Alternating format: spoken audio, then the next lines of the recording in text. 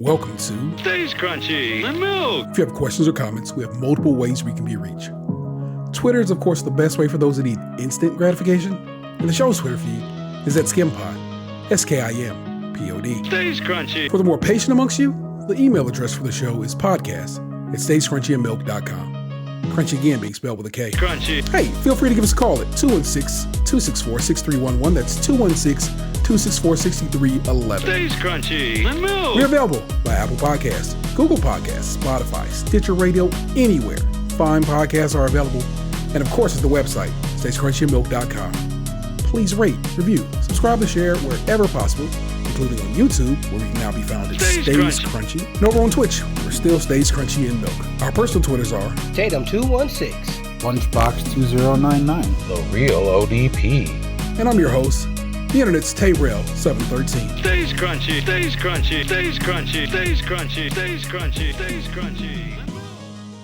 So the Cleveland Guardians are 10 games over 500 and number one in the Central Division, and that shit still excites me to my core because I'm like, fuck yeah, man! This little young squad doing the goddamn thing.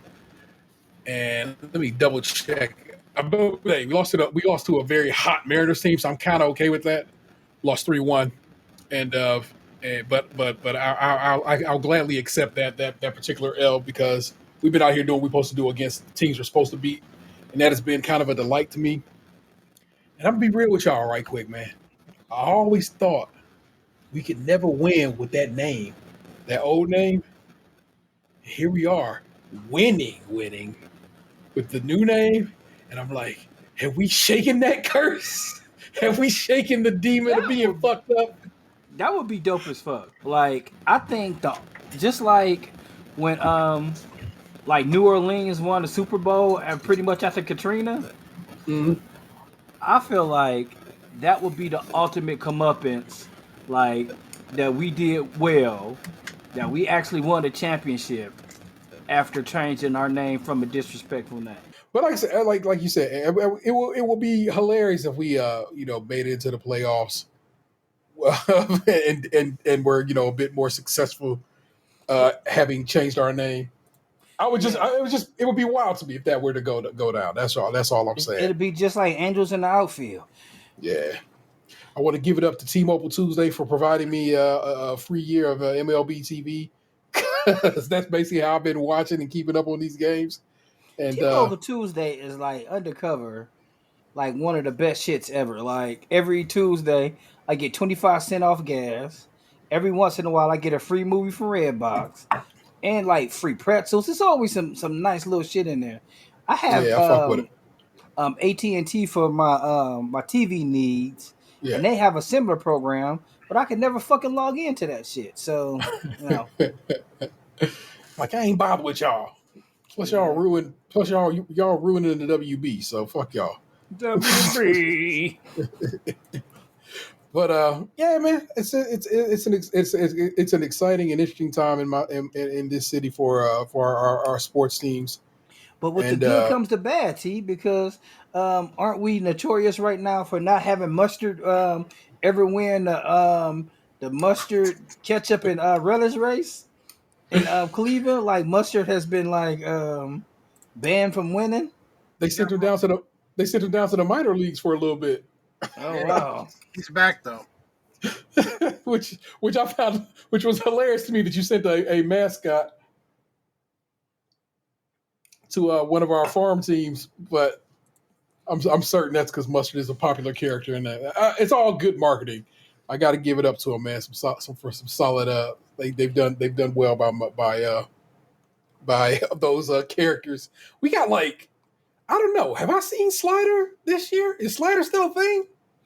Slider's a guardian. Hey, I was asking. I'm wondering. I think I think it would be dope to have like a like a cartoon guardian type dude running around instead of Slider, because Slider ain't nothing but the Philly Fanatic. Yeah, Fanatic, his cousin or some shit. So Slider's like David S. Pumpkins. He's his own thing. Yeah. Y'all remember of the San Diego Chicken? San Diego chicken. Yes. Yeah, that's from again. That's a way back motherfucker right there. So the San Diego Chicken was another. I think I'm pretty sure he wrote with the Padres, and was a character, a mascot situation. So He's no longer around. Do we have to remember him? I'm unsure if you know what, the internet is the I would love if we had like a guardian that looked like Little Caesar or something like that. Pizza. Chris Pratt come to one of the games. The San Diego Chicken feeling young again with return to Petco. What was this story, Britt? This story is from 2019.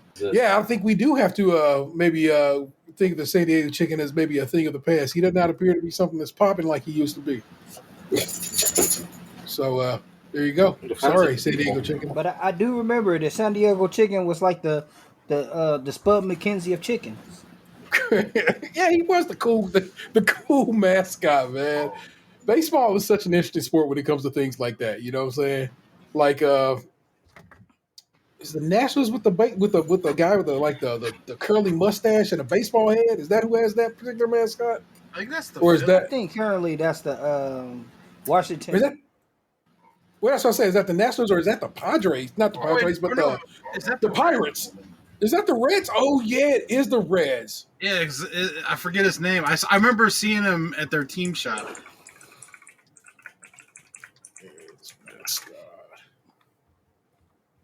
Oh yeah, they do have a variant of that. I see they have a couple of different takes on that. Mr. Redlegs. What an awful name. But yeah, Mr. Redlegs, Rosie Red, Mr. Red, and the Gapper are the various mascots, and that's their version of the Philly Fanatic slider situation. The Gapper. Is it kind of like is the Reds mascot is kind of like is it like Brutus? Well, don't nobody really know the name, but like like, oh man, that fucking Buckeye name is Brutus. I never knew it. I just knew it was a Buckeye. Yeah. So, like, everybody got a real name, but the streets only know that you the Reds mascot. Man, you know what? The old school Reds mascot with that mustachio gentleman is pretty kick ass. Like, I kind of get down with that. But anyway, sports, baby. I really love like an old cartoony. Like I like the original Padres mascot, the actual Padre in the with no drawers on underneath the skirt. They call me Mr. Redlegs. My nigga Chuck, he love to fuck. Everything exotic bitches down to ugly ducks, like Nancy, who like the fancy tickle, so he put popsicles on her nipples to make her sex passion triple quadruple until she busts, overcome with passion. Big ass wanna lust upon him, but niggas he forsaken to grab the condom. Fuck it, he said AIDS was government made to keep niggas afraid so they won't get laid, no babies be made. If the black population would decrease within a decade, German welfare product against the dark shade. AIDS kill, word up, respect this. Coming from my crew was real. This CD, America's Dying Slowly, was discussed on this week's Ron Epstein. It was they didn't have Cypher Sound on the show this week, so they had Mark Ronson was the guest kind of host situation that they had, and they brought that song up, and they said nobody remembers anything from that song except for the Lost Boys song, and I was like, I don't know what the fuck you talking about. American I have no body. I have no soul. The A-Ball, hell yeah. The A-Ball NJG track goes hard. The Wu-Tang joint is, of course, my absolute favorite off that album. That was a RZA verse. And the Lost Boys song do go hard, but I remember. Yeah. But what I remember even more is the live version with ODB. Yeah, so I'm just saying. I regularly go around singing my nigga Chuck, he love to fuck. I had a homie whose name was Chuck D. So I mean, I always showed up. He really did. God rest his soul. But yeah, Chuck D really was out there getting it in while he was still here. So respect due to him. But hello and welcome to it. It's Stage Crunchy Milk. It's episode 460. And we're not water soluble ocular corrosives. I'm your host, Interstellar 713, as always joined by my best friends. It's Tatum 216. Tequila and pineapple juice. It's the big homie Lunchbox 2099. She never lets me in, only tells me where she's been when she's had too much to drink. I say that I don't care. I just run my hands through her dark hair. Then I pray to God, you gotta help me fly away. And just let her cry if the tears fall down like rain. Let her sing if it eases all her pain. Let her go. Let her walk right out on me. And if the sun comes out tomorrow, let her be. Let her be. Well, all right. Is that still Taylor Swift? No, that's Hootie and the Blowfish. Let her cry. See, I kind of know it. Oh, but don't get it twisted. Back once again, exclusively from the Pacific Northwest. It's the RV in Puerto Rico. It's my homeboy Gabe. What's good, champ? I don't know if the real ODP. No, not me. Oh, dirty Pacific Northwest. Anyway, we out here. Go hit the ground running. Whatever Gabriel said to introduce himself, you don't know right now. I don't know right now. Are we more out here or more in here? Good question. We're going to start this week. You know it is. Remote show. So, we got some news. We got some stuff. We talk about our lives, man, and so it's going to be lovely. It's going to be great. But I'm going to start you this week with, I told you the segment will come around from time to time. Grand opening, grand closing. Got another one this go around. FN Mecca, the world's first AI-powered rapper, which is just a misnomer. Just a misnomer. Everything about it is wrong. Has been dropped by his label. Last week, this is from the good people over at OK Player. This is Jelani Turner Williams. AI artists like FN Mecca might not be the future just yet. Last week, Capitol Records announced they had signed the first robot rapper, FN Mecca, to a major label deal. They then debuted his single, Florida Water, which features Gunna and Fortnite player Cody Clicks Conrad. However, the song and news was not well received, particularly on social media, which users bring up the fact that Mecca, who boasts 10 million followers on TikTok where he flexes his private airplanes, uses the N-word and mocked police brutality in an old Instagram post. Well, it seems like the saga of FN Mecca is over for now. On Tuesday, August 23rd, Capitol Records announced they were parting ways with the virtual rapper. In a statement given to the New York Times, they wrote, "We offer our deepest apologies to the Black community for our insensitivity in signing this project without asking enough questions about equity and the creative process behind it. We thank those who have reached out to us with constructive feedback in the past couple of days. Your input was invaluable as we came to the decision to end our association with the project." The news came hours before Industry Blackout, a nonprofit collective advocating for more equality in music business, released a statement calling for Capitol to stop its partnership with FN Mecca and to release a formal apology. The character was launched years ago by Anthony Martini and Brandon Lee of virtual record label Factory New, a company that says it specializes in virtual beings. They have, in fact, a whole roster of virtual talent, including Lil Bitcoin. In the past, Martini has said the AI rapper, which uses a human voice, is his response to the inefficient and unreliable traditional A&R. We've developed proprietary AI technology that analyzes certain popular songs of a specified genre and generates recommendations for the various elements of a song: construction, lyrical content, chords, melodies, tempo, sound, etc., Martini said at the time. We then combine those elements to create the song. This goes on. What I'm going to tell you is, one, this is not AI. There is no computer generation going on here other than it being a computer generated character model. This is more like a VTuber, which is basically, a puppet, if you will, a digital puppet. This doesn't use any this doesn't use any artificial intelligence to create rhymes or to create beats or anything like that. There, it's literally just a dude writing lyrics and rapping them, and then the thing is rigged to look like it's speaking. And this has been done by what I believe is just a couple of white men. If I'm wrong about that, you'll have to forgive me. Who then came out after all this went down was like, well, the voice behind this is actually a black guy and blah blah blah blah blah. And I'm like, sir, don't do that. And then said, why are you putting out a project like this that's also led by a black woman who has never been mentioned before in this situation? So basically, they got caught being wrong. They know they wrong. And the label was like, oh, that was dumb of us. And they dropped it. If you look at this character, I'm going to open his image in the new tab and drop you guys a link in the chat. You can go to it if you can. If you can't, Gabriel, I know your computer be like trying to set you up for the okie doke when you try to click links. But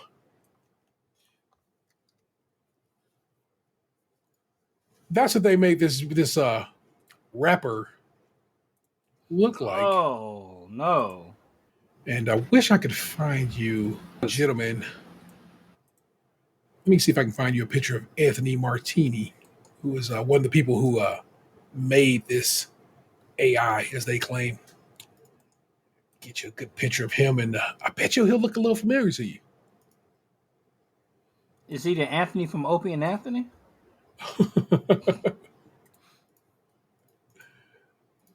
Drop that one in the chat as well. And like I said, you can probably just drag and drop those right over each other's over the image over one another, because that is simply him made to look like Tekashi 6ix9ine or something like that. And it's wild whack, and it's wild trash, and like I said, grand opening, grand closing, which means that motherfucker got done before it was even over. You know what I'm saying? And I mean, you listen to this show weekly. You can understand how seriously I take the music I go up for, and how disrespectful this shit is to real artists who put in the effort. So is this like a modern day MC Scat Cat? That's exactly what it is. And if they sold it like that, no problem. But what they instead do is telling you that this is AI. It's not. And that it's generating music and tracking. It's not. And so forth and so on. It's just this dude's hustling, trying to make money on the internet. MC Scat Cat was a treasure. How dare you guys? I'm not saying. He made sure Paula Abdul was cool in my eyes. Did you watch the Chip and Dale movie? I didn't finish it. No, was he in it? MC Scat Cat makes a cameo.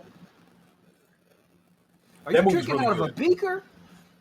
It's the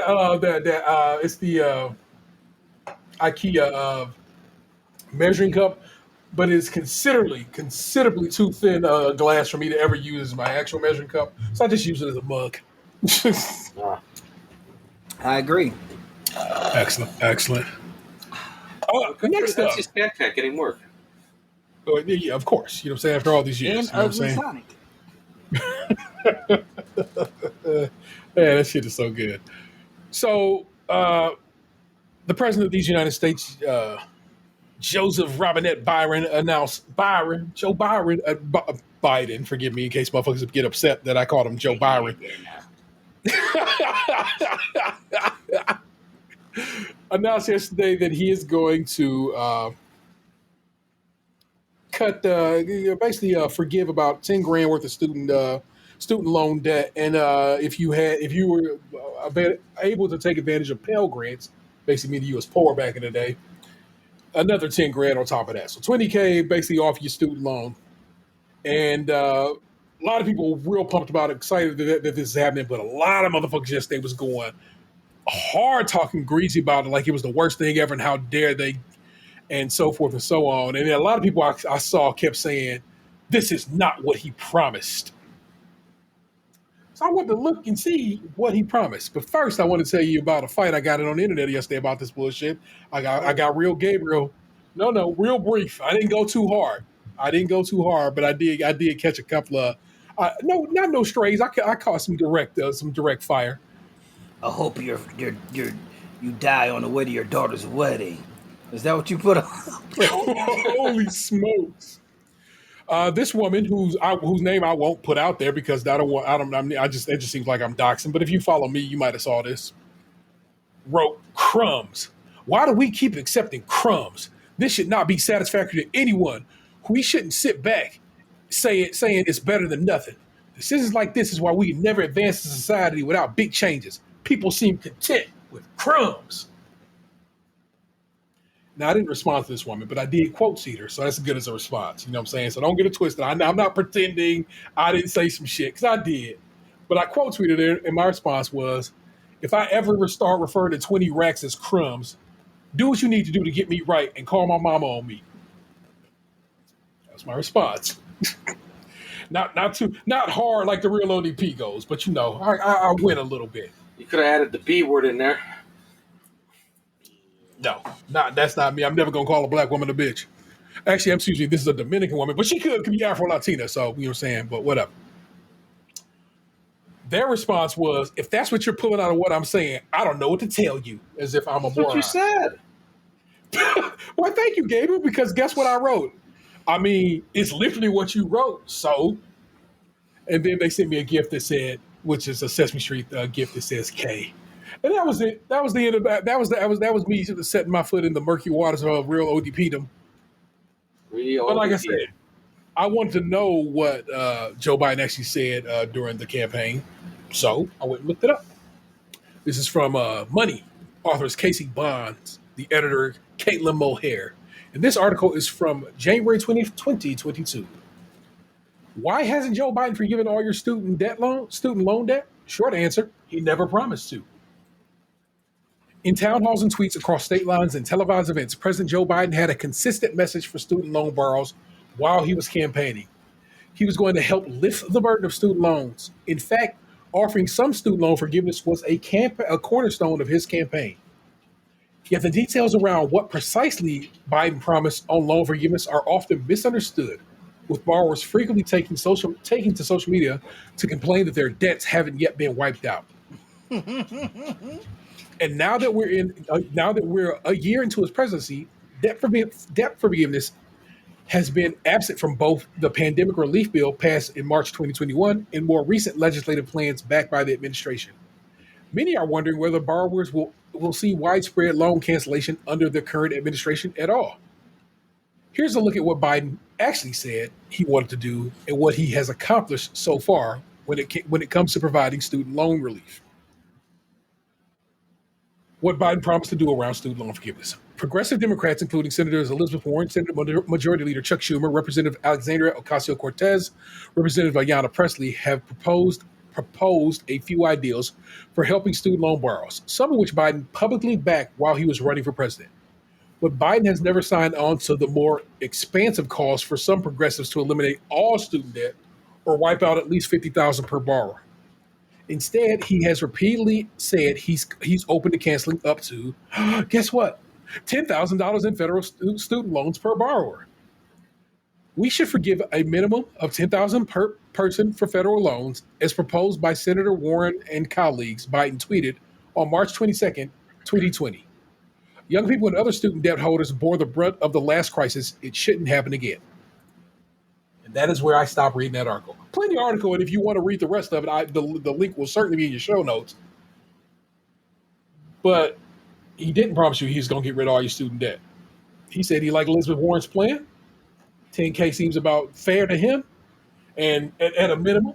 And indeed, for a lot of people who have loans from schools like ICC Tech and other schools, basically for-profit schools that was fucking students over, all their student loans got cleared. So a lot of people have had their student debt completely cleared.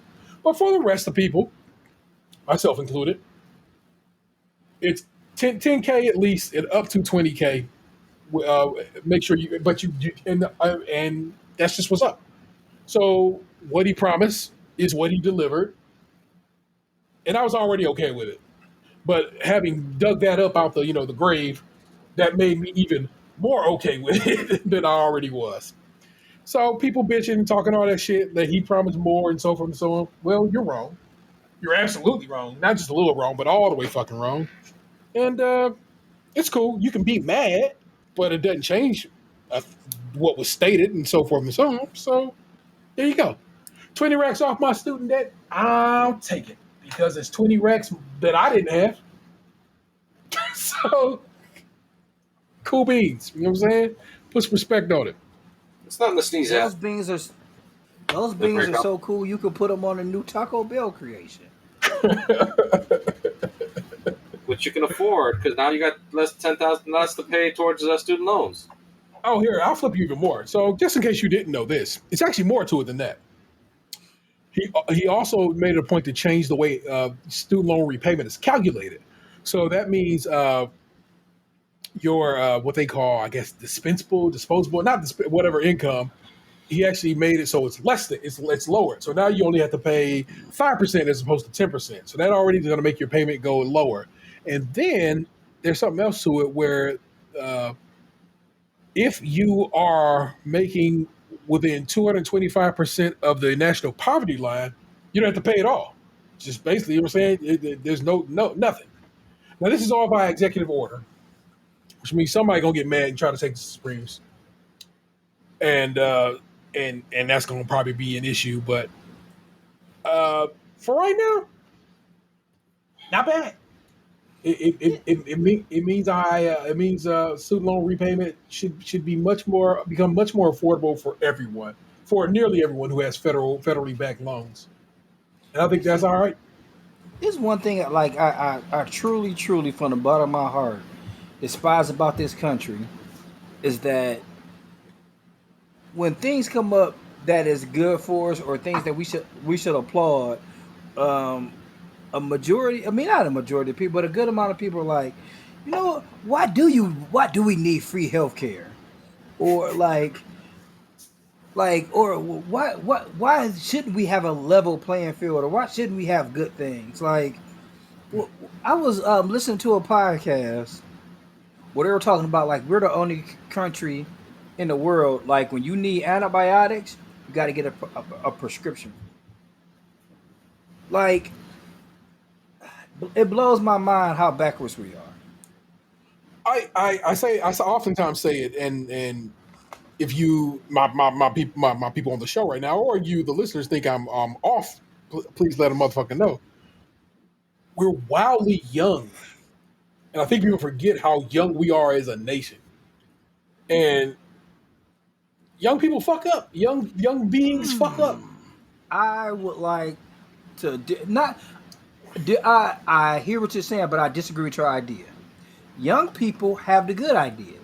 Young people are usually like, I don't want to do what people did in the past, so let me go forward and make it right.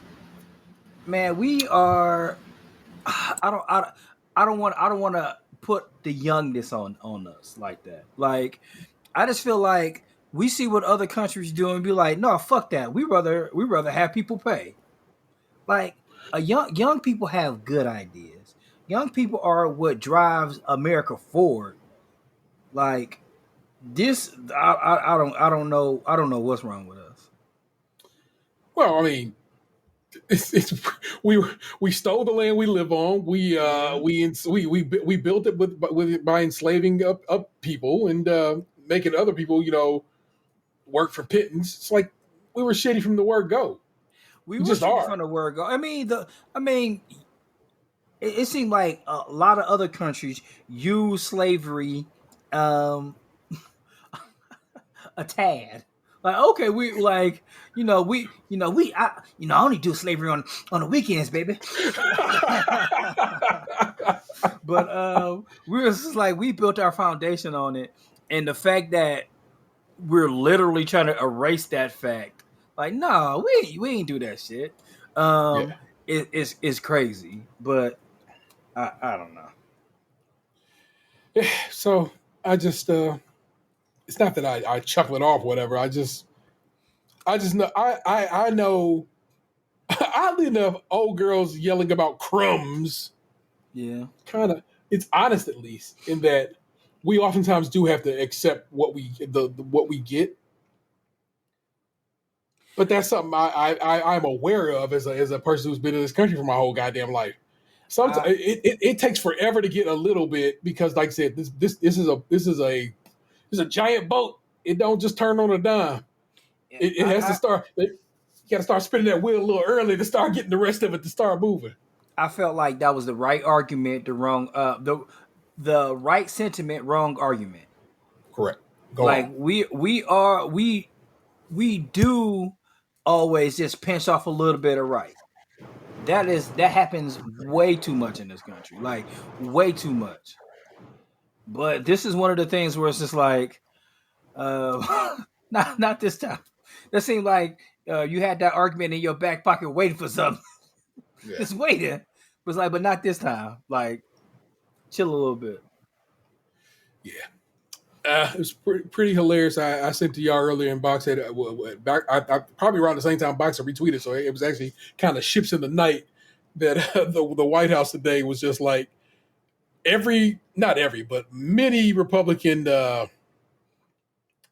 politicians was tweeting about this some bullshit. How dare you forgive motherfuckers' loans? And the White House Twitter, the official White House blue check mark Twitter, was just like, you got a PPP loan that was forgiven in this amount.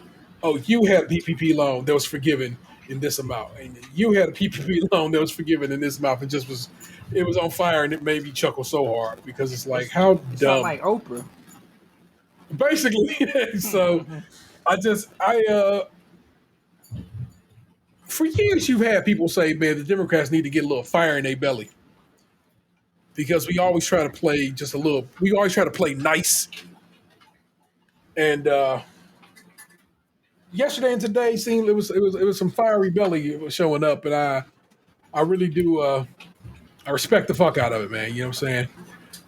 This president has been doing so much more than the media would allow you to believe, and that's because they really like having a knucklehead in office who just always gave them trouble. And we know it. So, I always try to slide your little Ohio story.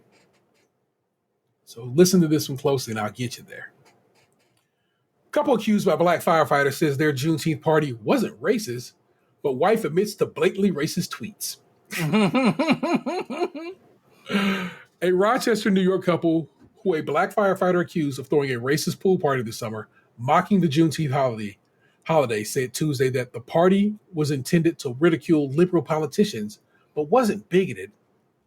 The couple, Dennis Nicholas Nicosia and real estate agent Mary Zendarsik Nicosia, said the July 7th party had been mischaracterized, but Zendarsik Nicosia confessed to running a racist Twitter account.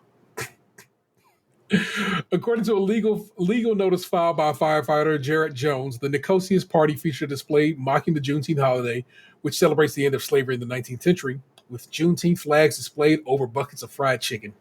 Wow. Jones, a 14-year veteran of the fire department, said his captain forced him and his two coworkers to attend the party while on duty.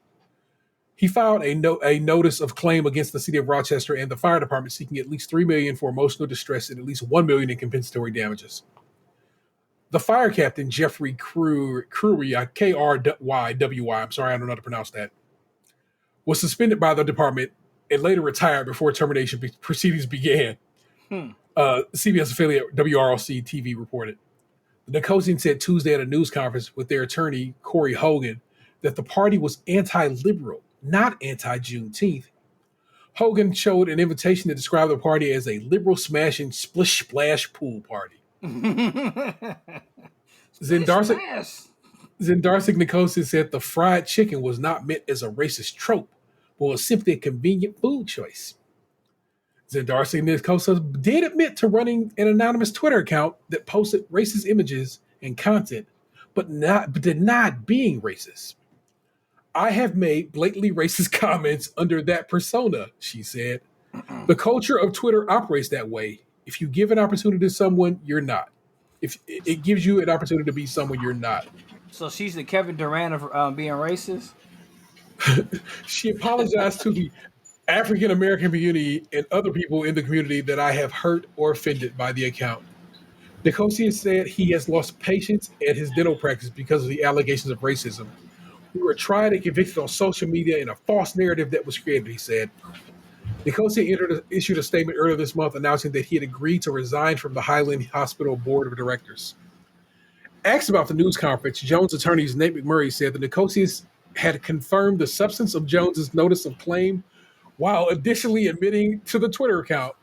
We will use that press conference as evidence going forward, McMurray said.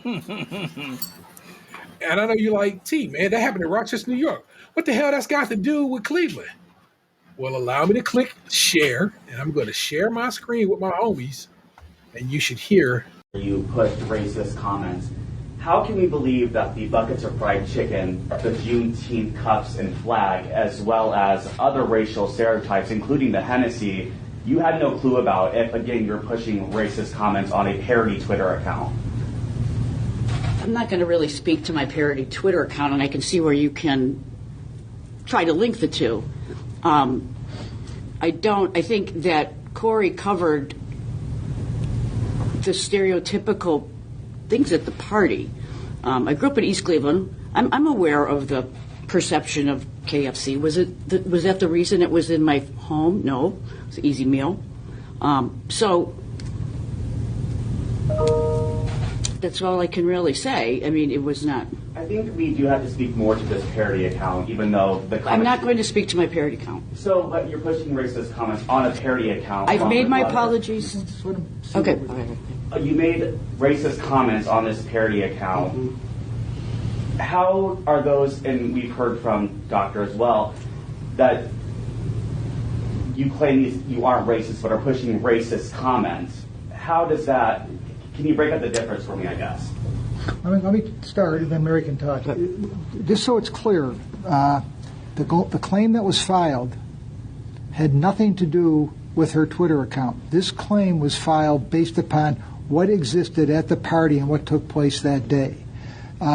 There's no question that somebody that has a racist Twitter account, which Mary did, is somebody that's going to be somewhat aware, I guess, of these racial tropes.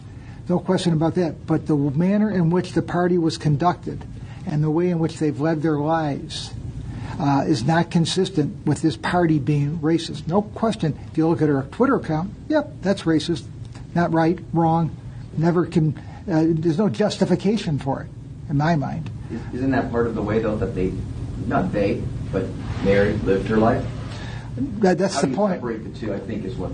Well, there's no question that she has not lived her. But don't worry, I will add it to the show in post. And basically, a reporter asked, "How can you be thinking that the Hennessy and fried chicken is not a racial stereotype?"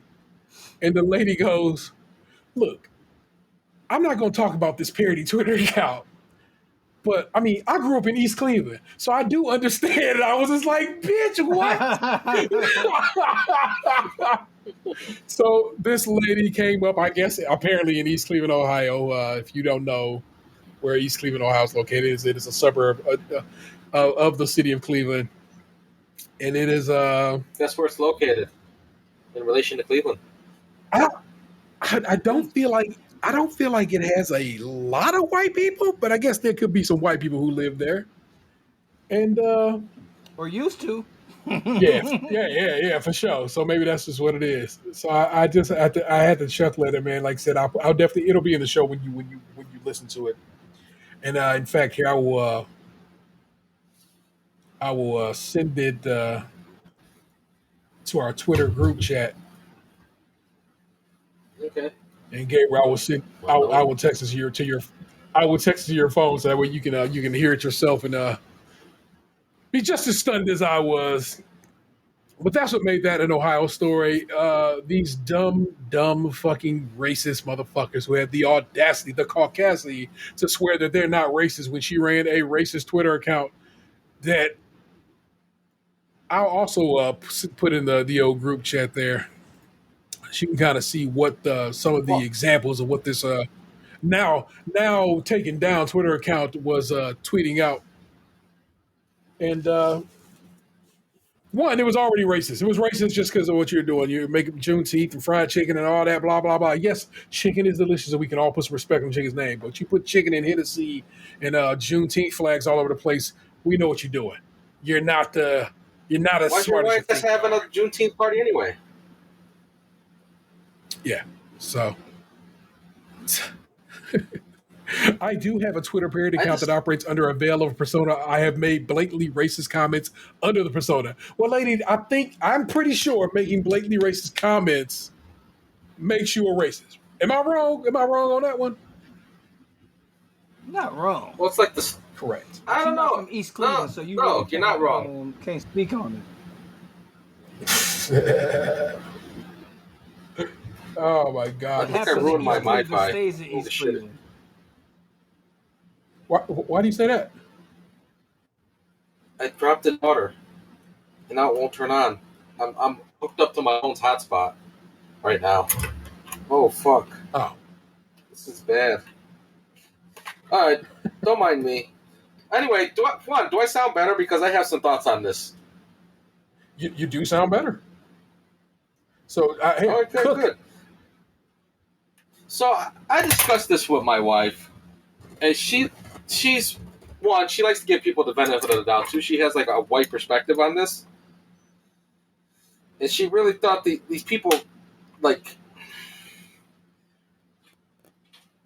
she's willing to give them the benefit of the doubt of not that they're not racist. She thinks they're racist and they're kind of shitty for this, but like, they've been propped up their whole life to like get away with shit like this. They thought they were seriously going to get away with this shit, and then no one would call them out on their shit because that's been their whole life of not getting away with shit and not being called out on racist shit. This is how they grew up. In East Cleveland, I was a little for at least one of them. Yeah, I was a little more cynical. I'm like, they are trying to cash in on the whole anti-conscious culture, anti-woke, anti-PC thing that's been going on lately. And I thought they're trying to get a spot on Fox News or something like that. I don't know. That's what it seemed like to me. They used all the buzzwords. I mean, those fuckers that pointed a gun at the Black Lives Matter protesters, got to run for Congress. But what did they run for? I don't know. They ran for something, but I think they lost. So, well, they lost, but they still like campaign funds. They got votes. People said, "I'm going to vote for the guy who pointed guns at protesters just for the fuck of it." I thought they're trying to cash in on that, but like, I guess she's trying to say that white people live in a bubble where they got away with shit like this for so long that they're just like shocked at the pushback they're getting. I want y'all, like I said, I'm gonna try. Let me see if I can find this. You have to hear it to believe it. You know what I'm saying? You have to hear their lawyer saying, "Oh no!" Like I said, I got it. I just kind of feel like even like when they created what she acknowledged that she was being racist through the parody account. So you can't they can't say that they're living in a bubble when they know through the parody account, even if they're being tongue in cheek, they know what they're doing is wrong. So that makes it makes it like even worse because like all the stuff that you're spewing in the parody account is wrong, and then what you did was have a real life party with the parody shit you was doing. Right? Why? First, I think they wanted to get caught. Why did they have the black people at the party if they didn't want to get caught? Made it a point to have him this black firefighter brought to the party. It's like, what did you think was going to happen? Maybe they thought he was a different type of brother. Maybe they thought he was going to be some ruckus type shit. But no, that's not how that is not how that worked out. Like I say, I'm trying to find. I need y'all to hear what the lawyer said because it's like so fucking good. Oh, I know he said some shit like, KFC's a very popular chicken chain. Is everyone that goes there racist? Like, okay, let's just ignore context and completely. I don't understand why they're even having a Juneteenth party. Why are those particular people? It was a Juneteenth parody party that they called a liberal bashing splish splash and pool party. Mm. So that is what happened there. Whatever. Not whatever. This is bullshit. But like, I don't know. I don't believe them. Maybe I'm not as nice as my wife and willing to give them the benefit of the doubt. They were kind of it's like you said, your wife is coming at that from the white perspective, and this is a perspective we simply don't have. Yeah. I can play the devil's advocate with a lot of shit, but this ain't one of them. Yeah, for sure. Hold on. I'm going to dig this up and find it. Also, I'm just going to close this whole window and then open it back up again to see if that helps with the sound situation. Like I said, I had all this shit open and ready to go. It's just people who are like, I want attention, and then they get the attention, and they're like, well, not like that. Those people like that annoy me. Yeah, that's just like, to me, this is just like the people who want to say nigga, and then they say nigga, and they get punched in the nose. I'm like, oh, but I just wanted to say nigga. I didn't want to get punched in the face. Well, guess what? Sometimes when you say nigga, you get punched in the face. Correct. I was not told my actions would have consequences. Like, what the hell do you mean? Well.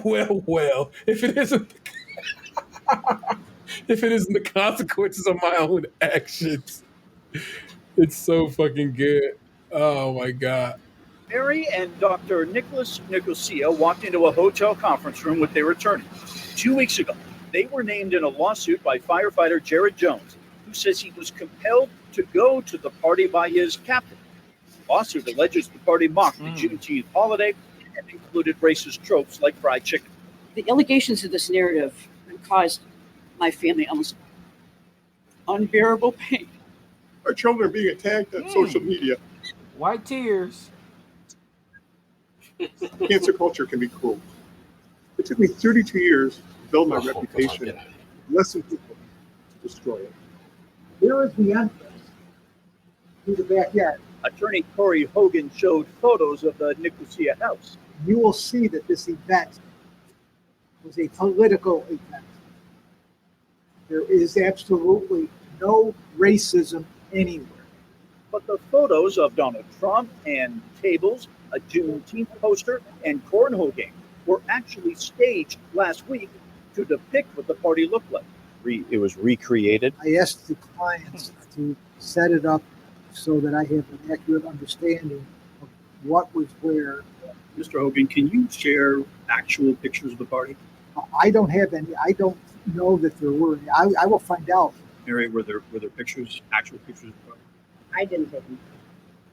What I had to experience a month ago, it cut me very deeply. That's firefighter Jared Jones. His lawsuit says being forced to go to the party at the Nicosia home created a hostile work environment and discriminated against it. I challenge you, the press, look into their backgrounds. Find anything they've done in their lives, their 50 plus years lives, that's racist. We didn't have to wait long or go very far to accept that challenge because 25 minutes after it was made, Mary Nicosia admitted she's the owner of an anonymous Twitter account that she and the lawyer admit posted racist tweets. Mary Nicosia apologized for that. For Readers 10. That itself could have been grand opening, grand closing. To find them racist? Never.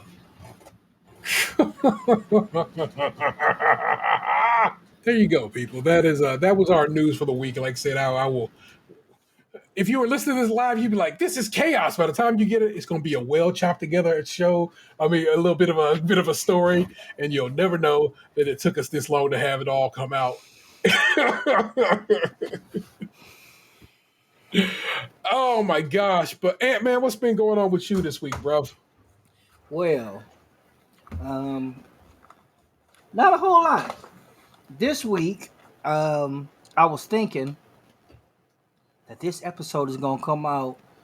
Speaking of Bone Thugs and Harmony, on the 1st of the month, it's gonna come out September 1st.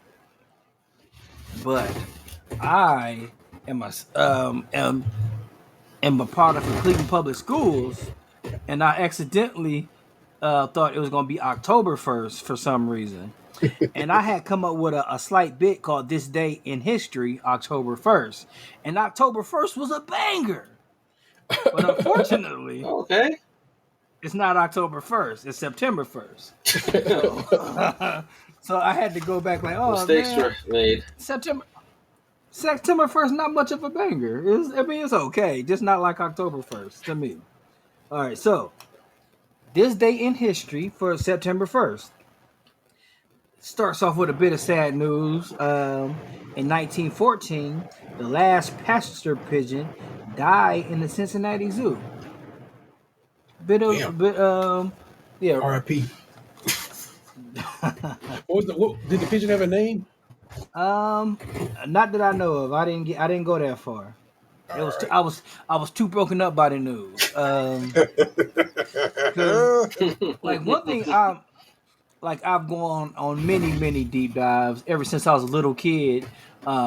Before looking at Minka on score.com, I used to often look up extinct animals. That was one of my big things I used to love to look. And passenger pigeons and the Tasmanian tiger was one of my favorite animals.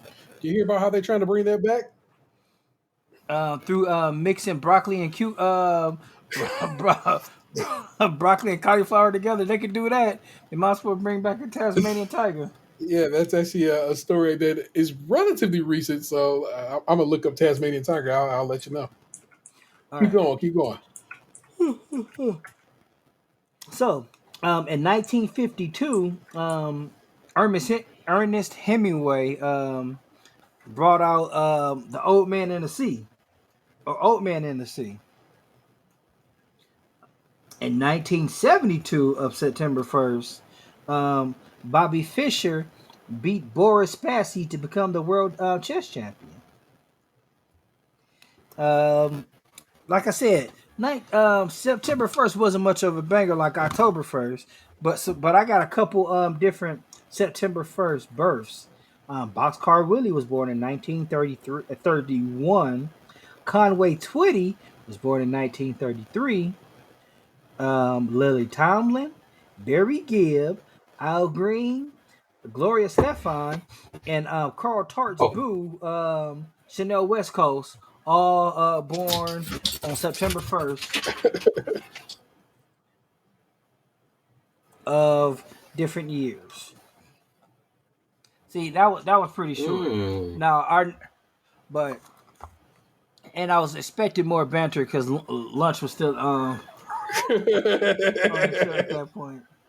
But one thing I did discover, now my anniversary was earlier. It was Saturday, and instead of buying a bottle of wine,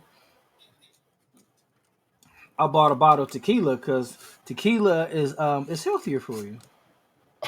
Okay. Oh, I didn't know that. Yeah, tequila doesn't contain any sugar. It's got protein because of the worm. I've never had a tequila with the worm. I wonder what tequila still has the worm in it. Cheap tequila. Cheap tequila? Yeah, because I've never seen one. It was always a gimmick. So good tequila will never have a worm in it because their factories wouldn't be full of fucking worms. I remember I used to back in the day when you used to go to like Condemnation and stuff like that. They used to always have like the tequila worm lollipops. Lollipops. Like that. Yeah. Yeah. I don't want no damn. I mean, It's less gross now that you know it's like freaking protein, right? No. I was just there's this various liquors from Thailand that contain all kinds of animals, reptiles, and so forth. And so I just chuckle that shit like that goes down. Oh shit! Also, the want that. The U.S. firm behind the Tasmanian tiger de-extinction plan uses influencers to promote research. So this shit might not be really happening. These motherfuckers just might be trying to like pretend it's popping off. I can imagine Kim Kardashian being like, "It would be incredible if we had a Tasmanian tiger back."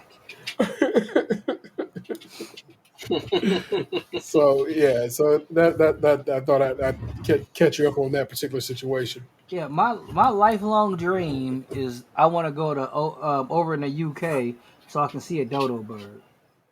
Is that where they have the stuff one at? Yes. Do we not have any stateside, really? I mean, they got like a replica, but I want to see a real dodo bird. So we've been seeing faux dodo birds this whole time. I thought they were real. Photo birds is a goddamn a banger of a title. That'll be dodo. Faux dodo birds. Thank everybody involved with that one. Well done. I try. I feel betrayed. Why would you feel betrayed? Well, I thought I was seeing a real stuffed dodo bird, not a replica. Like this is what they would have looked like. Though. I don't think they were here. I don't think they were in America. Oh, I didn't know that. You're a Eurocentric bird, eh? If I'm not mistaken. Oh, we have animals that don't belong here, stuffed in museums.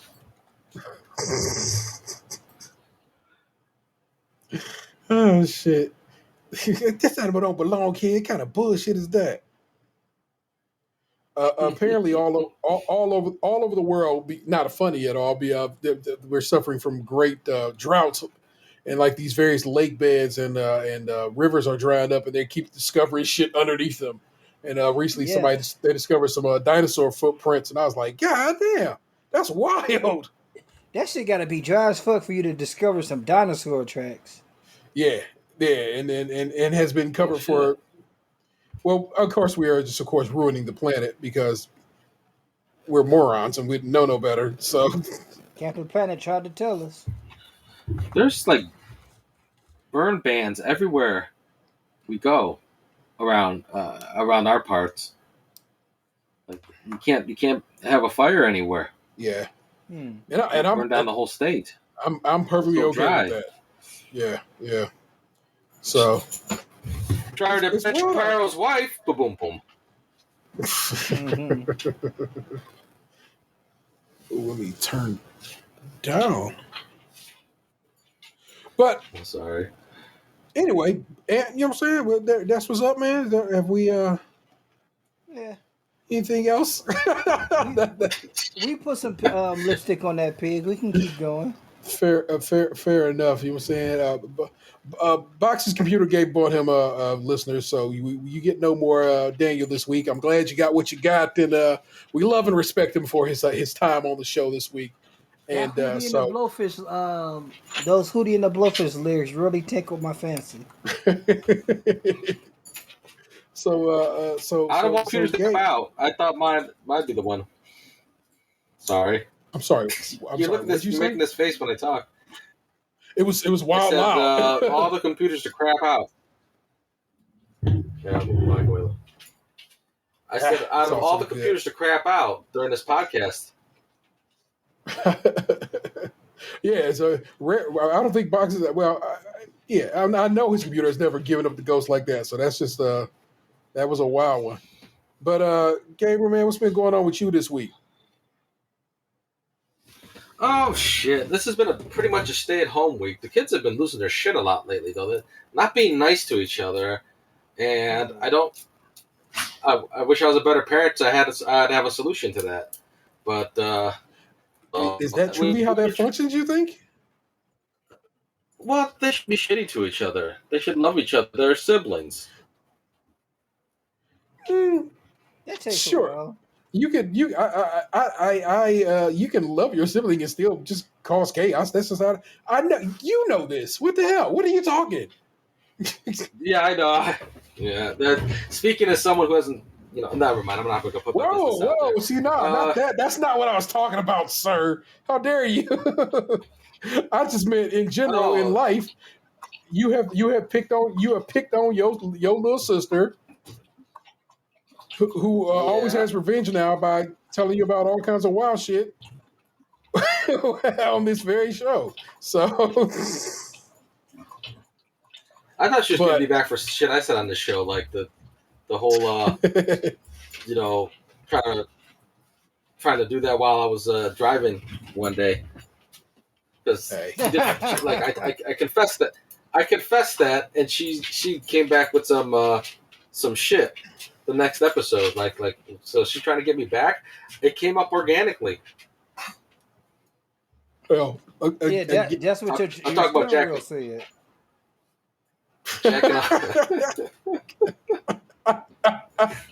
All I'm saying, my guy, is that siblings will have their moments. Some days they'll have a good time together. Some days it is all enemy. And that's okay. And I don't think that has anything to do with your parenting or the like. So don't do that to yourself. Don't make yourself feel bad.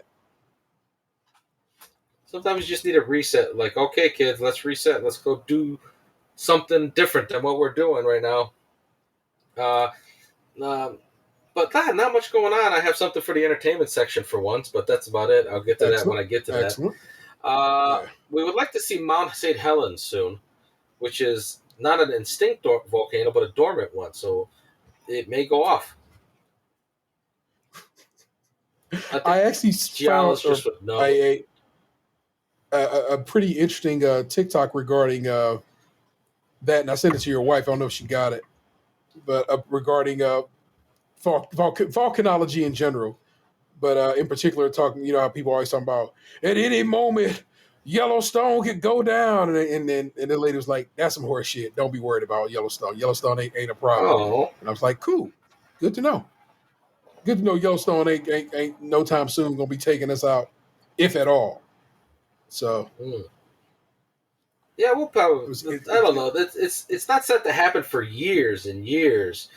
So it might not take us out until after we're long gone. So it's not taking us out because we're long gone. But you know what I mean. Correct. They found a non-grave the other day. A foot. Yeah, someone got in a hot spring, not knowing any better. Just a foot in the shoe.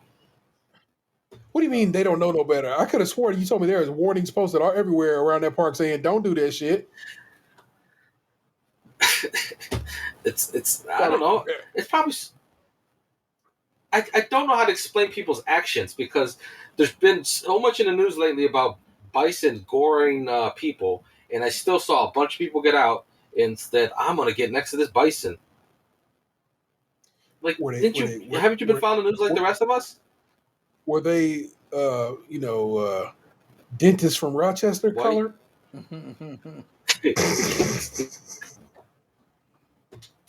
just full disclosure, I have a Twitter account that points out negative stereotypes about bison. About goring bison. Oh my God. I always cross the street when I see a bison coming towards me. If like I said, I'm gonna send you these and you're gonna be like, what the fuck? Look at that bison walking down with his hood on his head. Bison pants hanging around his bison ankles. That bison sagging.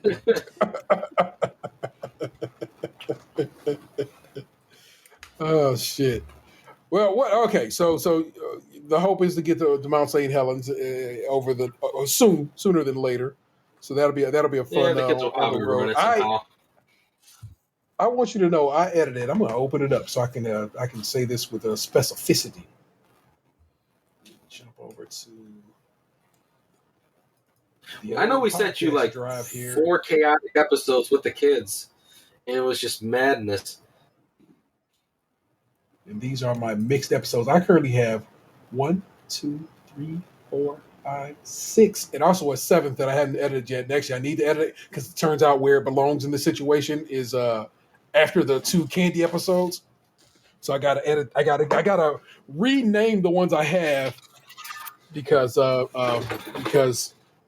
now it's the wrong one. But my oldest son does want to do it. I want to do a We Tried with me, just me and him. He's like, Dad, I know how not to say people's names, and I know how to like keep quiet when I'm supposed to keep quiet. We can do this, me and you together. See, like, all right, son. See, I would give him, I would show him a love on that, but his ass was out there saying names just like everybody was saying names. Even you slipped up and said a name once on one amongst these. I was like, God damn, everybody fucking up this time. So what does he want to try with you? I know. He wants to try the orange creamsicle Twizzlers, which I think I already had, and I know they're bad. They're like gritty. Oh, that's a free review for you people. All my family's back. What's his favorite cereal?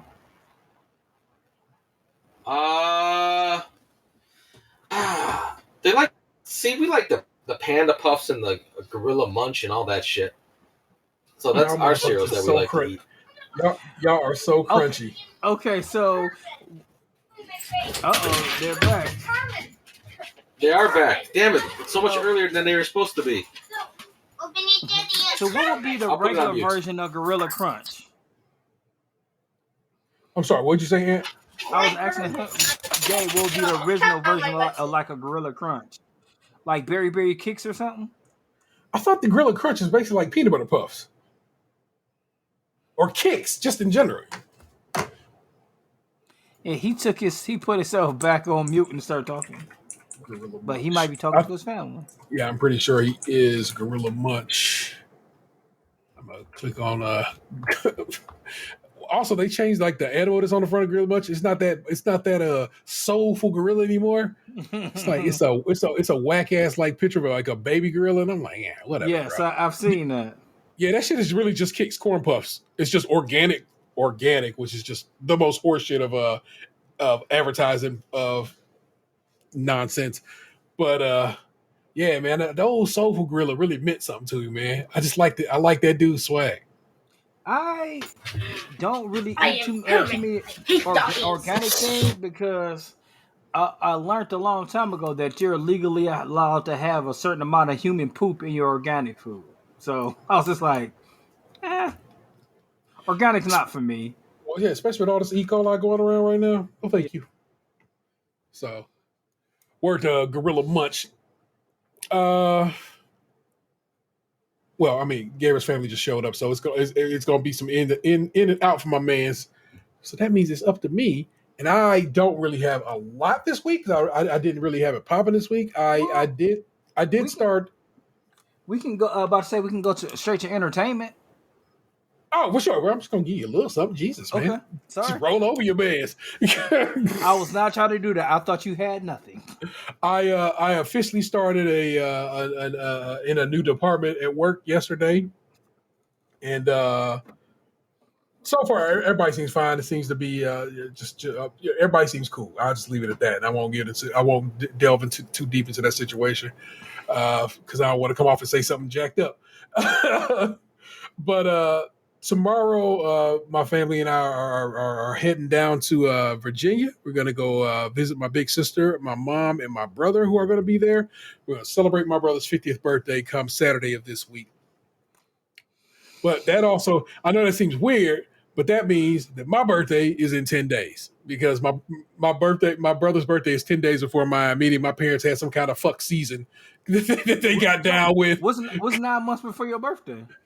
I think New Year's or Christmas if you do the work the numbers right. So that makes sense. So I'm like that'll do, pig. Yeah. So a New Year's romp is always. Always Yeah. a good thing. Yeah. So, I like I said, I just chuckled that I get to go kick with my big bro and show him love. Who is an avid listener of this show, always loved the show. He was like, "You got to play some of that Danger Mouse music on the show this week," because he had heard the album and was like, "I fuck with it." And I'm like, "Yeah, it's dope." And I go, "But I can't play music on the show no more." But I go, "If anything, you'll get to hear me spit some Danger Mouse lyrics for the show that went up today," because I did. So that is a delight. My mom listens to the show too and says she tries to avoid. I think I said this last week, but tries to cover her ears from my potty mouth. And trust me, I was editing this show from last week, and man, I was swearing like just left and right, just fuckity fuck. I don't even know why I was swearing so much, but I was. So it's all good, Mama. Thank you for listening. That's actually it's I don't know. It does my heart well to know at least my folk is getting down to get down, because I didn't know that. So,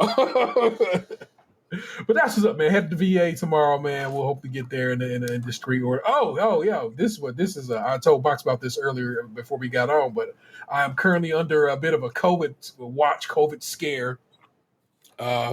Vanessa's one of Vanessa's good friends flew into town last week and was visiting with us Sunday.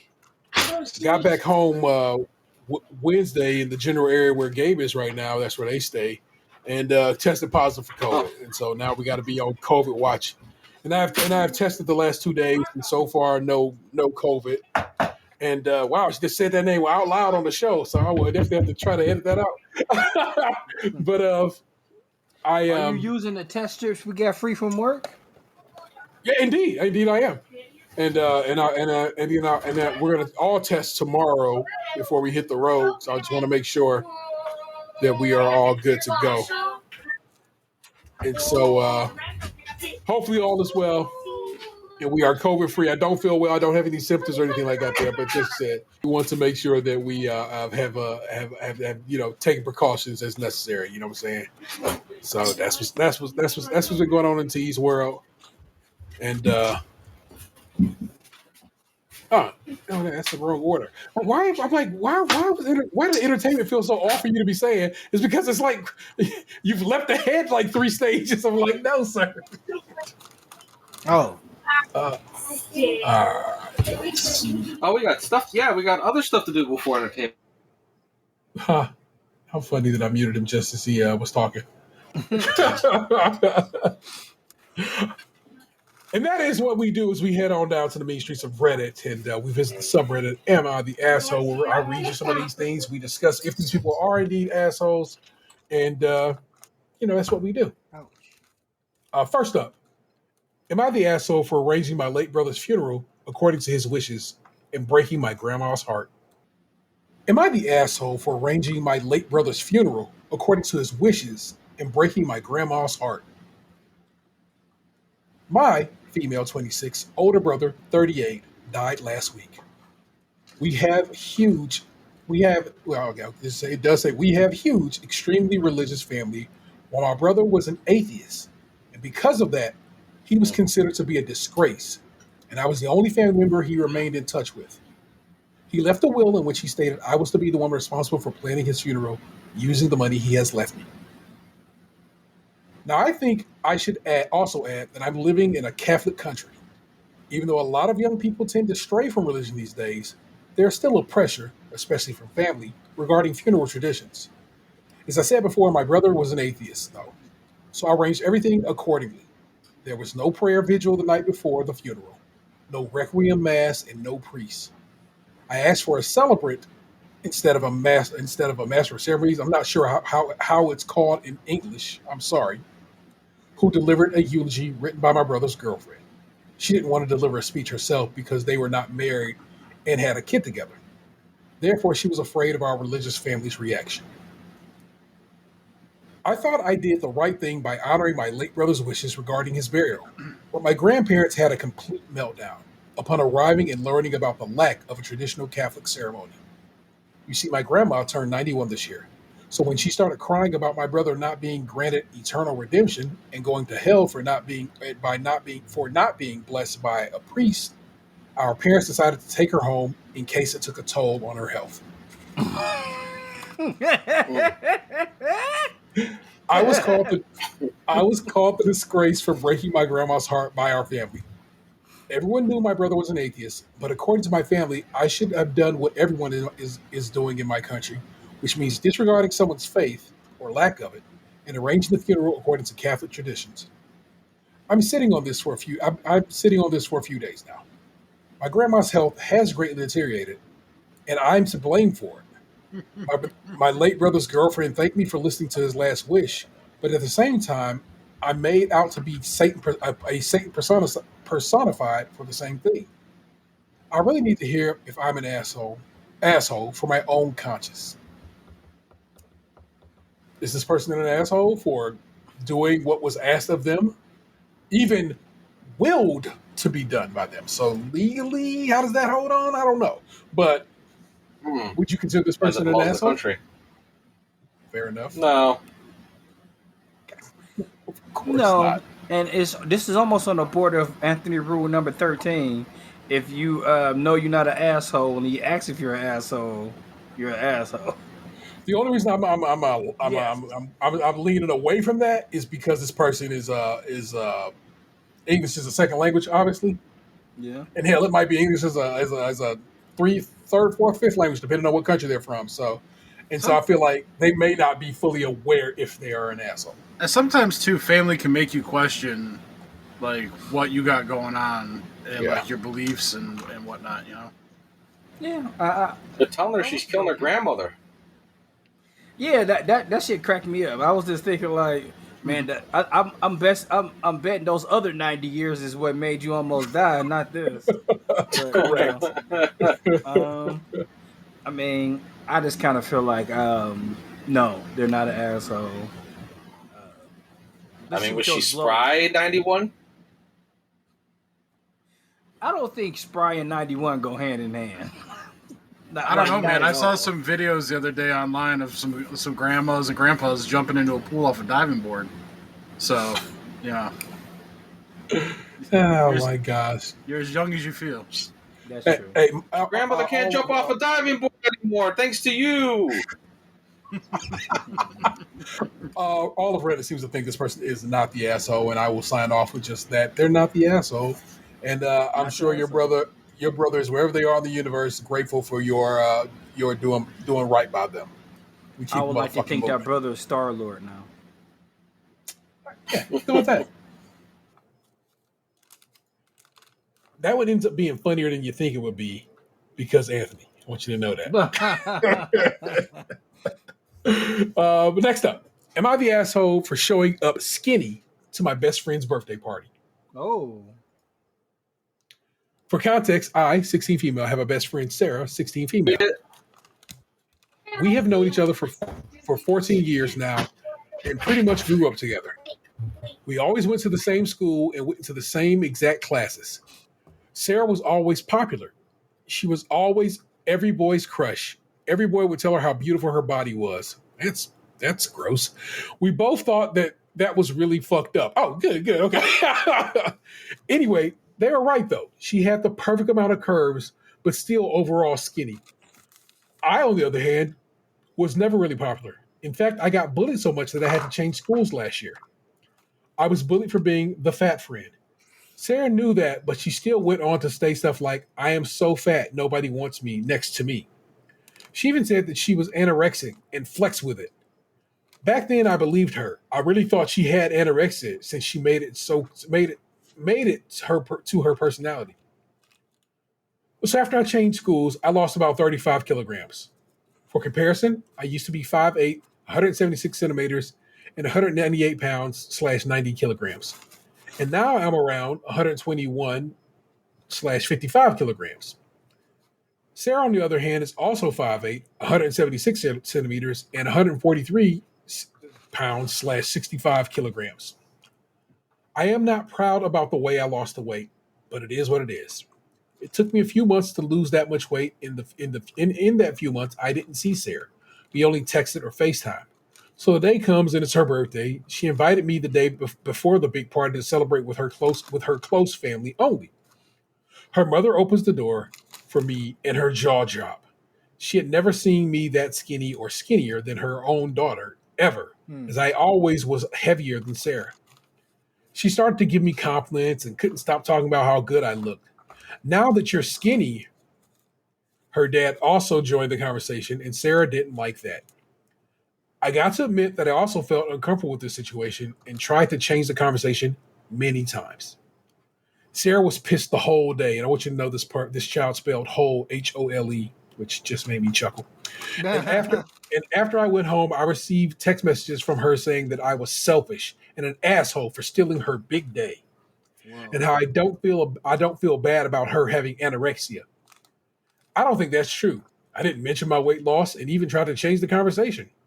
I think she's just jealous that I'm the one getting the compliments and all the attention now. So what do you guys think? Sorry for the bad English. It's not my first language. Edit, I got her height and weight wrong, and I just updated it. So whatever I read to you had been updated. So is this person an asshole for having lost weight in the time they were away from their best friend? And by the time they came back around, turns out they had lost so much weight they were smaller than their best friend. I think we all know the answer here. And that is, Anthony. Rule number 13. You know what? Listen, I won't use rule number 13 because this person's under 18. Correct. And again, English is a second language. Yes. No, fuck that. Fair enough. I don't care about that English shit. Fuck they language abuse. Yes. Motherfuckers. Talking out the next. I've been scrolling, trying to see if anybody gave us some love in the comments. And here we go. One pink glow-in-the-dark comment. This is by Shaw the Panda, who is considered an asshole enthusiast in this particular subreddit. Not the asshole, but I am concerned about the fact that you're underweight. I feel your pain. I was 243 pounds this time last year. Over the course of the year, I've dropped to 149. Just have to try and stop now. Please take care of yourself. Don't let the bitches get you down. Oh. Don't let the bitches get you down sounds great. Hey, that's what's up with that one. No, Slade's not an asshole. You're not an asshole. I am too concerned about this person's weight loss, because it seems to be a lot of weight in a very short period of time, which may mean this person has health problems. Yeah, health problems or a poor relationship with food. So hope they can get that dialed in and get themselves right and just feel good about themselves for who they are, and that is okay. And I hope their friend can figure it out. That's what's up. Last up, am I the asshole for announcing my pregnancy 2 weeks after my sister-in-law did? This one, I was like, get the fuck out of here. My husband, 32, and I, 26, got married last year in June. But it wasn't financially possible for us to raise a baby. So I decided, I said married, didn't I? Did I say married or pregnant? Felt like I said married. No, I got pregnant. Okay, got pregnant last year. But it wasn't financially possible for us to raise a baby. So I decided to get an abortion. It's really sad for me, but I want to raise my baby in the best environment possible. After it was done, I got the implant and kept it for a year. This year, in July, my husband and I mutually decided to remove the implant as we are so much better off financially, and our house is almost finished.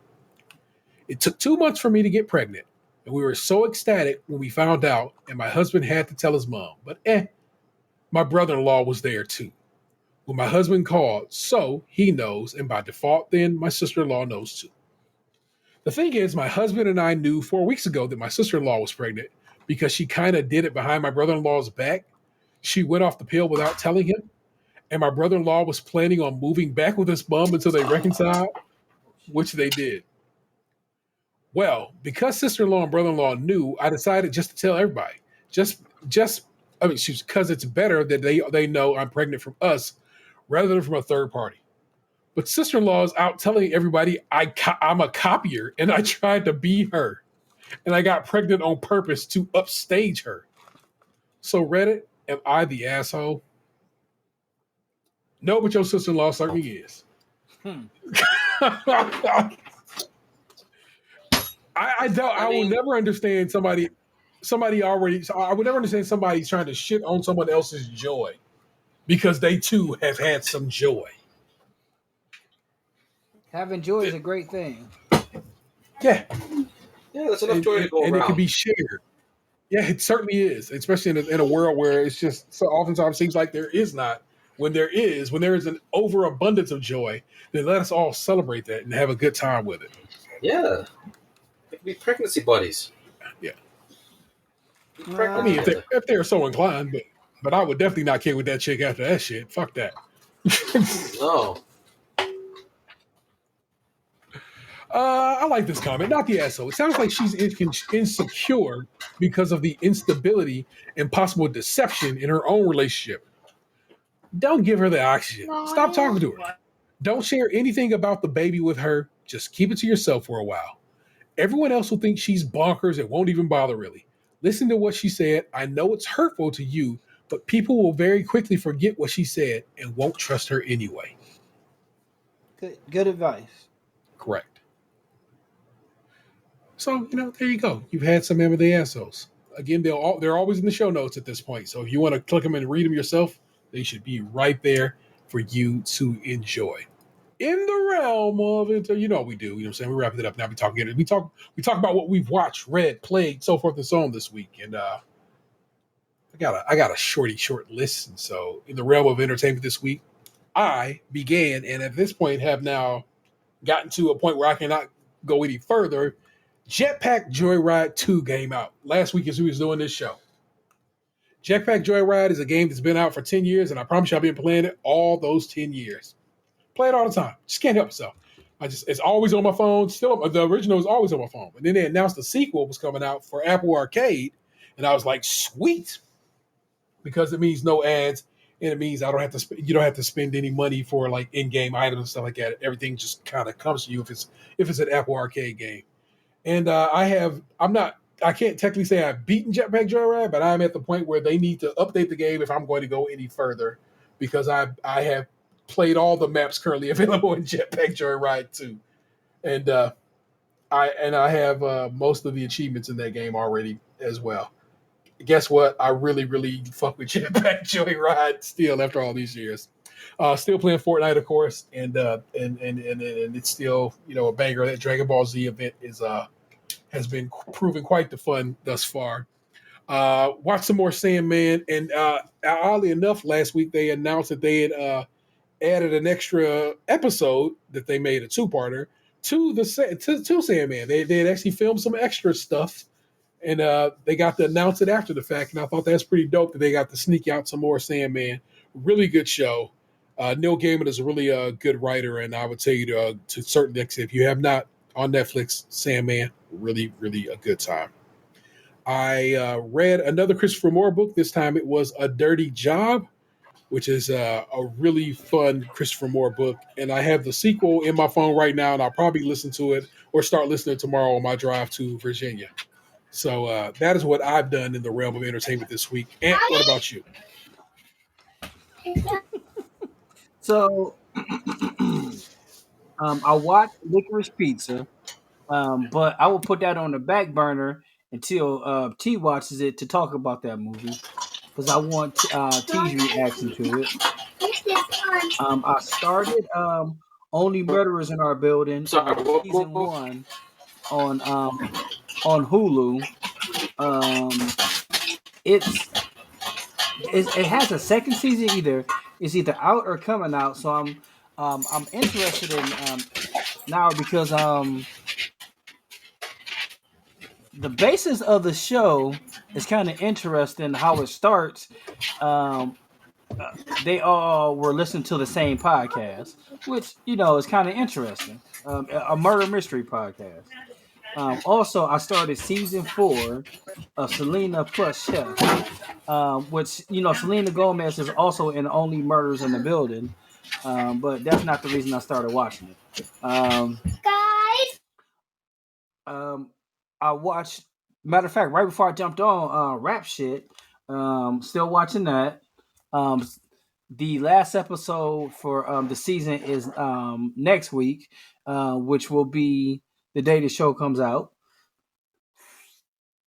I started listening to well, currently I'm listening to two books. One, the second Harry Potter book is this the book we listen to in a car when we're driving anywhere, like when I'm taking the boys back and forth to school, or if we're going on a trip, we listen to Harry Potter. But also right now I've been listening to Scenes from My Life, the biography for Michael K. Williams, which man, like that was a big loss. Like, usually like when celebrities pass away, it's like, oh, I didn't know that person, which I mean, I don't really know any celebrities, but like when Michael K. Williams passed, that shit kind of hurt me for some reason. And like this book was, I mean, it's great. I only got like an hour to go, so like by the time this show comes out, I'll be done with it. But like it I think like it was funny. Like he keeps on talking about all these different signs that he has, and the book starts off with him talking about being in Cleveland. So I thought that was a little nod, but it's a great book. I'm sorry he had to, like his life was plagued with so much pain, and he had he had a rough go of it, and I'm sorry we lost him at such a age where he could have done so much more. So I think that's about it. As far as games go, I picked up Ghost again. I've been playing that and Streets of Rage 4. Um, and like still been playing like the same numbers game on my phone. Like Yeah. I'm really looking forward to not really looking forward to it. Now that I think about it. But like The Last of Us, I know that comes out pretty soon. Like the Redux on for PlayStation 5. But then I thought about it, I was like, just now it dawned on me like, can how come they didn't just do a double pack and so we can put it on PlayStation 5, the part two. The second, But yeah, that would be nice if they did an update like they did with Ghost of Tsushima. You know what I'm saying? They did like a full like little PlayStation 5 update and upgrade. But I think if I'm not mistaken, there's a general PlayStation 5 update to Last of Us Part 2. Not graphically per se, but I think they added like some adaptive trigger shit. So I could just pretty much I can play it. yeah. We'll see how it goes. Yeah, I have to look into that. I'm gonna like honestly, I really like not these hot days because I can't stand that shit. But like I really try to like when I get off work, I'm not playing video games. I'm trying to like take the boys to the park and stuff like that. Because boy, when they go to the park, man, they sleep their ass off. So, run them ragged for a little bit, let them get some. Like there you go, go take a shower and hit the wreck. Yeah, we have so many different parks around here that it's very easy to take advantage of. So, but when the winter comes, I'll have the games, and that's just I'll just play then. Maybe I'll find some more games to play for them. The one thing I do want to get them is Lego Incredibles. I didn't know that was up. Oh, that shit old. Yeah. I would recommend to you if you were so inclined. I don't know. I feel like Spud would get down with it. Splatoon 3 has a demo available on the Switch, and they're also going to do a Splatfest, which is their big events that they do for Splatoon games tomorrow or maybe Saturday. And it's free. Might as well, I mean, it ain't gonna cost you nothing, and you can fuck around and see if they want to get down with Splatoon, which I find to be one of the funnest games on the Wii U back in the day, and then of course now on the Switch going forward.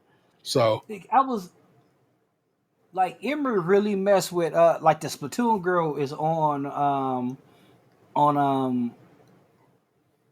Mario Kart. Oh yeah. And I was debating. I've been debating back and forth. Should I get Splatoon 2 on the Switch? But then I seen Splatoon 3 was coming out, and I held off on it. But maybe I should get find Splatoon 2 at a good price and let them play around with it. Yeah.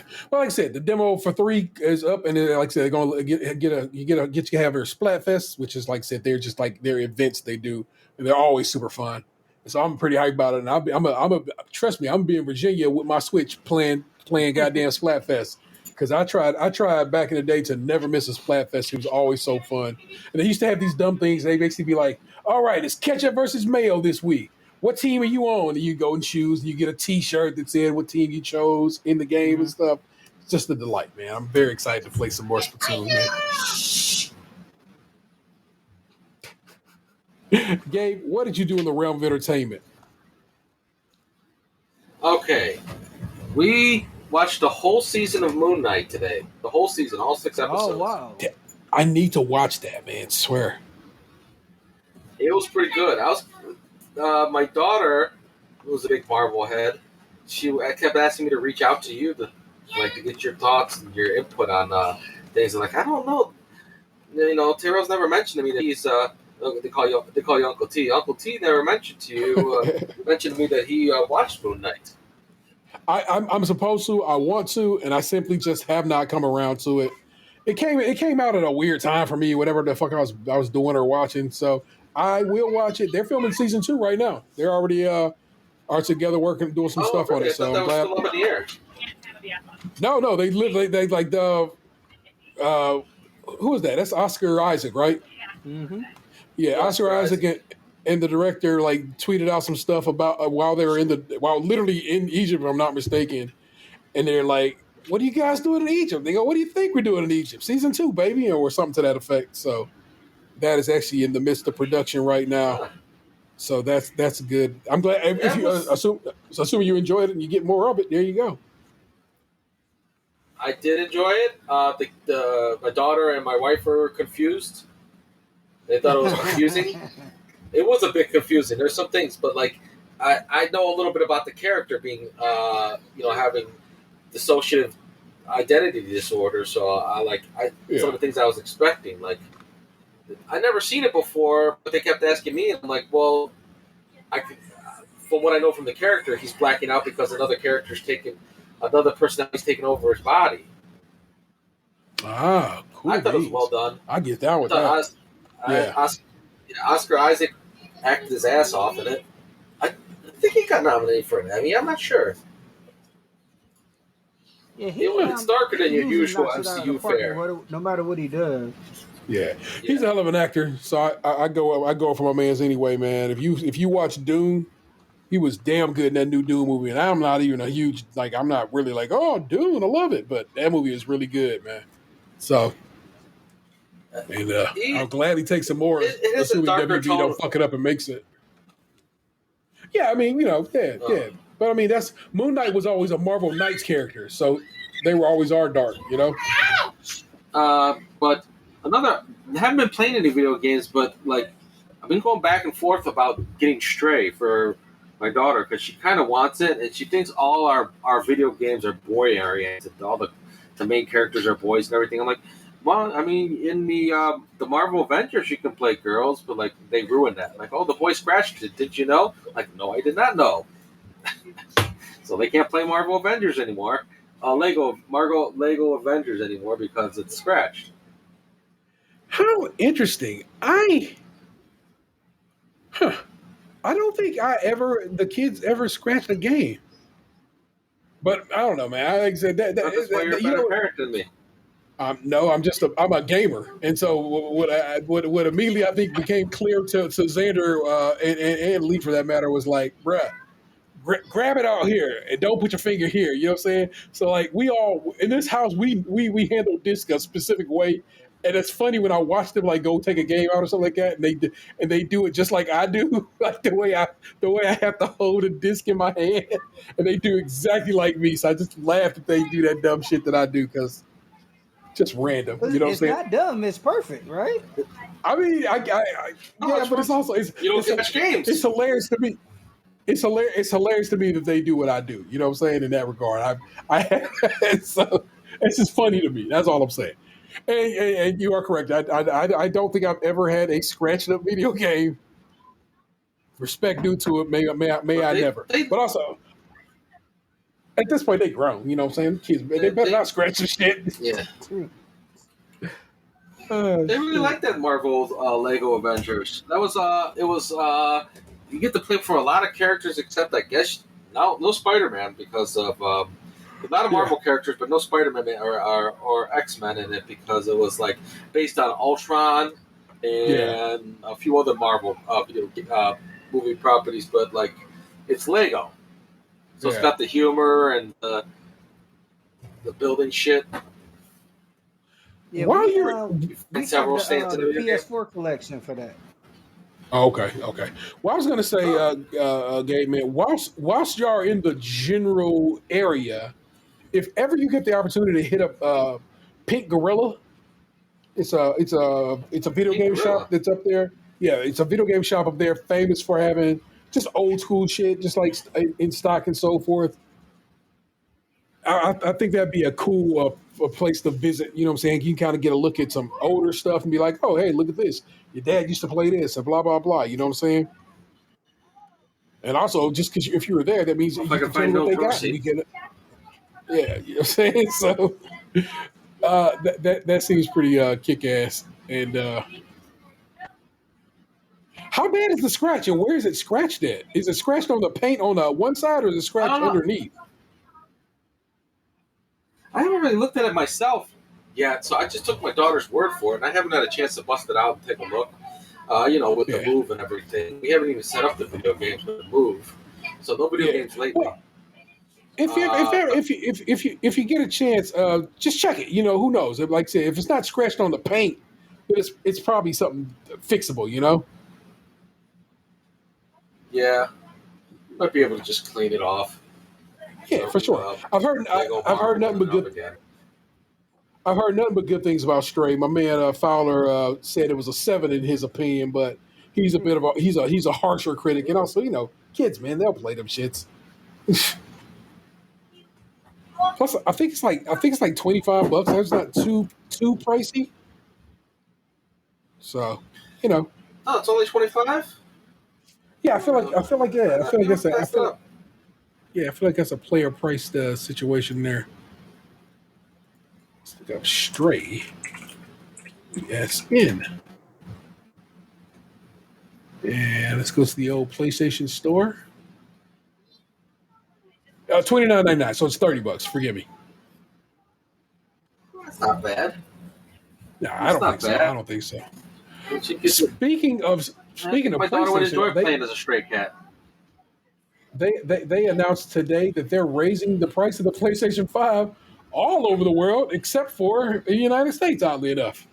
And guess what? Who's not happy about that? Everybody. If people was wild upset outside about the United States. Yeah.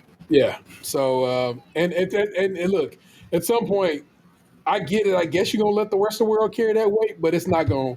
At some point, you'll have to raise the price here as well. It just is the way, and it's just the chip shortage continues to move forward unabated, and because of that, motherfuckers can't. It is. That's what the cost is. You know what I'm saying? Supply and demand, and it's going up by not an insignificant price. You know what I'm saying? It really has gone up. So What is it going up to? I'm trying to snag you a price right now. Let's see. Here, I'll just read you from the PlayStation blog. Oh no, this is from PlayStation blog. PS5 price to increase in select markets due to global economic environment, including high inflation rates. The PS5 with the disc drive in euros is going from 500 to 550. The digital one is going from 400 to 450. So everybody's going up. It looks to be about $50 in your currency, and that's a game. You know what I'm saying? You can buy a game for that price. So it kind of sucks. Canada is taking it on the chin because they're going up to $649 for the disc drive, $519 for the digital version. I think it went up by maybe 500 yen in Japan. So again, like I said, nobody they that shit is a big one, they already weren't selling that great in Japan as it was, because that's just the home of the Switch right now. But also, that shit is like, people are like, that's gonna put that shit dead in the fucking water. You do that shit, and people are like, nah, because Sony is a Japanese company, so they're in their mind, they're like, this is home turf. You shouldn't be fucking us like this, and they are. So, and again, smack in the face when, of course, you know what I'm saying, you're not raising the price on the United States. I'm like, well, we shall see. So there you go. Buy straight for your kid because you're a good dad and you want them to play something, and it's digital, so there's no way to scratch it. Yeah. So, Well, maybe find a way to go to PlayStation. Oh, yeah. Stray is the game where you play as a cat, right? Yeah. Yeah, you play as a stray cat. There's nothing special about the cat. It's just a stray cat. It's in a world of robots. I'm sure your wife will not be happy with it. literally, all the people are dead. Oh, I'll tell my wife right now. What? It's in a world of robots. What? The video game Stray, the cat, where you play as a cat, it's in a world of robots. Oh, I don't want to. You heard it here first, folks. She doesn't want any of that. Just let her know you're not going to fuck it. I won't fuck any of the robots. You can't even play with robots. Yeah. All right. So your kids know you want to fuck robots? No, hey, hold on a second.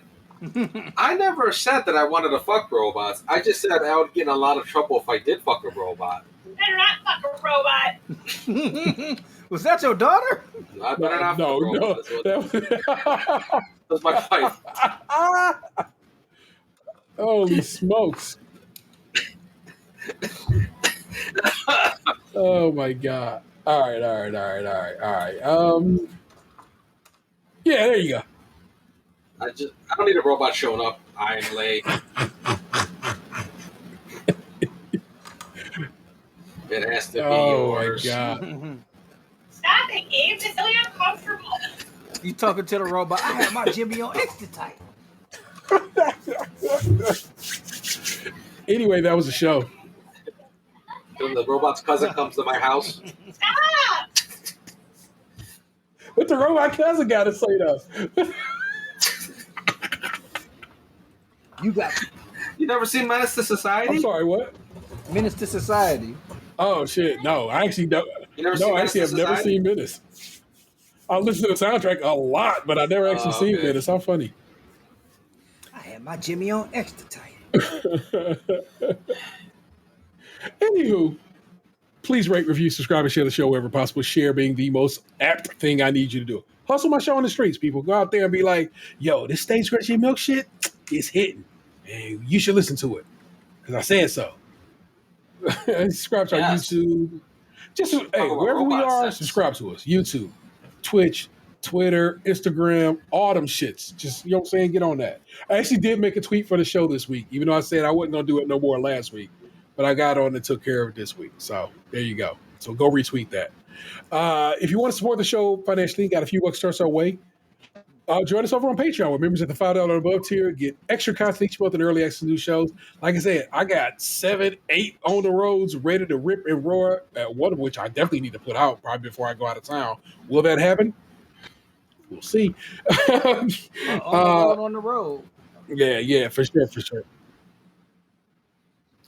For sure, I'm taking our good equipment down with me, and I'm definitely going to record a podcast with my family.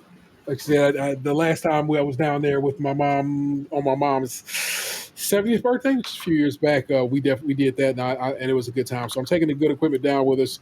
I'm going to record with my family. I don't know what the hell we're going to talk about, but we're going to talk. We'll talk about something, and I think that'll be fun. And that'll be for you, the patrons, as well. That you'll get on the road with T, I guess. I mean, in some regard. So it's what we do, and I think you'll enjoy it. And there's merch over at tpublic.com/user/Stage Krunchy Milk, all one word. Shit goes on sale all the time. My man William Jackson Kent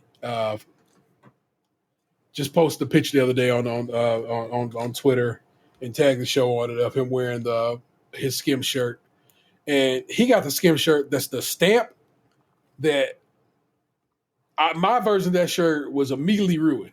Like the screen print was just trash and didn't work out that well, and so I recommend that everybody who bought that particular shirt or had that particular shirt or got sent that shirt, turn that bitch inside out and wash it in cold water before you did anything with it. He did that, and his shirt is in great shape.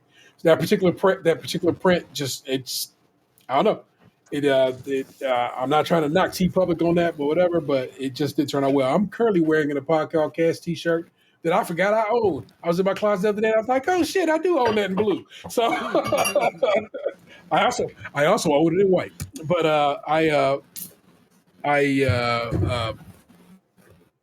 like I said, shirts, T Public, hit them up.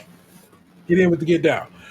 Feel free to give us a call, 216-264-6311. That's 216-264-6311. We certainly love to hear from you. I have not checked our email folder, so let me jump over there right quick and see if we have any email. Before I tell you we don't. But we don't, so no worries. No email this week. But feel free to email us, podcast at stayscrunchyandmilk.com. That is Tatum 216. Tequila and pineapple juice all gone. That's what's up. That's the real ODP. A man so potent he can get a robot pregnant. That's after vasectomy, motherfuckers. Y'all just don't know. Skeet. Are not missing, but not really, because like I said, he definitely hear him in this episode. He just like I said, the computer played him, and so I just like we just allow for it and then move on. Is Lunchbox 2099? Send him some love. Oh no, my computer's broken. Wink, wink. I am the Internet Stay Rail 713. You've just been podcast to it. I know you loved it. We'll catch you next time. Peace. What happened to you?